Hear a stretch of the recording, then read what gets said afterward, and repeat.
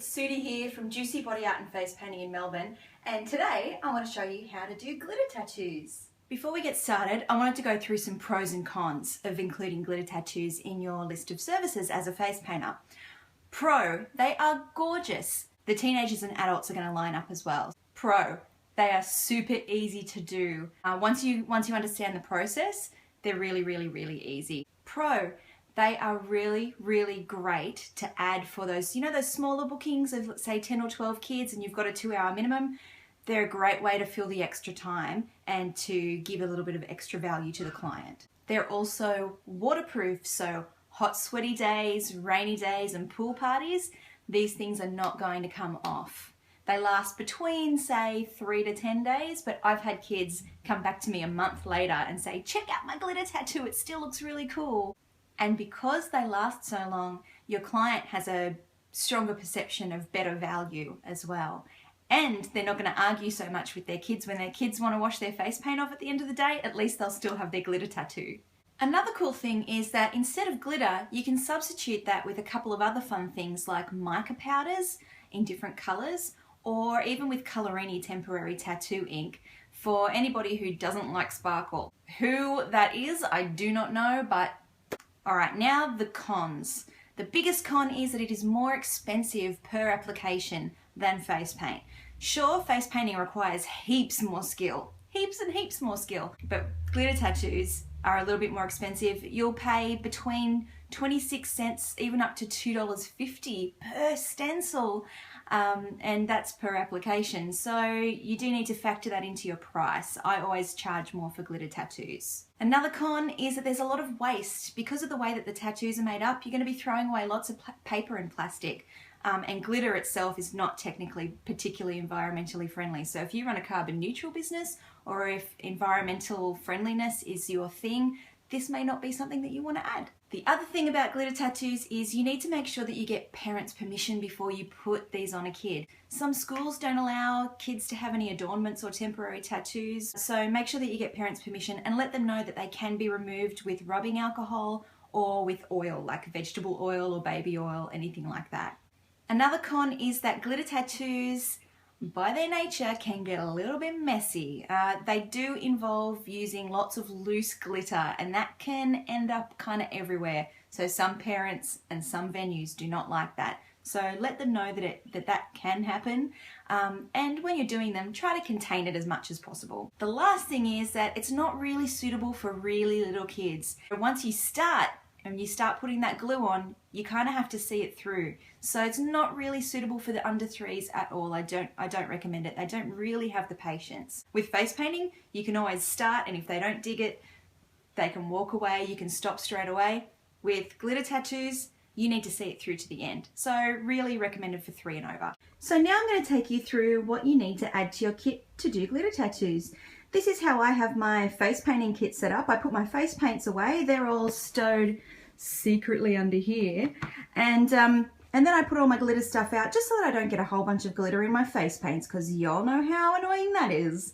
So basically what you need is, I've got a little pump bottle of rubbing alcohol here. This just flips open and I grab one of these little cotton pads, squish it down so that I get some rubbing alcohol on. So this is really handy to have, and it doesn't spill in my kit. You will also need glitter, of course. These are all opaque glitters. I've got them in little poofer bottles. I like pouring the glitter onto my glitter tattoos. So they're all like that. Opaque glitters are best. Translucent glitters don't really give you enough contrast for your buck. So make sure that they're cosmetic grade polyester glitter as well, safe for the skin. You're also going to need some sort of body glue. Now, I really like Y Body's pink glue. It's just in like a little nail polish bottle. I find it really easy to apply, having that little brush to apply it. And when I do glitter tattoos with this stuff, this is the stuff where they last for weeks and weeks. So this is the good stuff. You can also get your generic body glue from any face painting shop. It all works really well, Prozaid, all that stuff. It's all medical grade and designed for the skin, so that's really important. The other things you need, of course, are these stencils. Now, these glitter tattoo stencils are in 3 pieces. You've got a paper backing, you've got the vinyl stencil part in the middle there that has the actual shape on it. And then on the front, you've got this clear, you can sort of see that. It's a clear layer.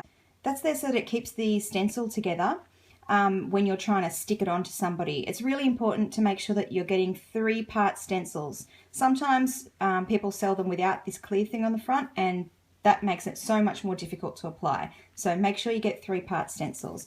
I have mine displayed in a little board over here at the front, so kids can choose what they want, and when it runs out, they don't see it anymore, so they can't choose it. And the other really important thing is a big fat fluffy brush. This is to dust away excess glitter. If you, so as you can see over here, I have my glitter in poofer bottles, which means I pour it on.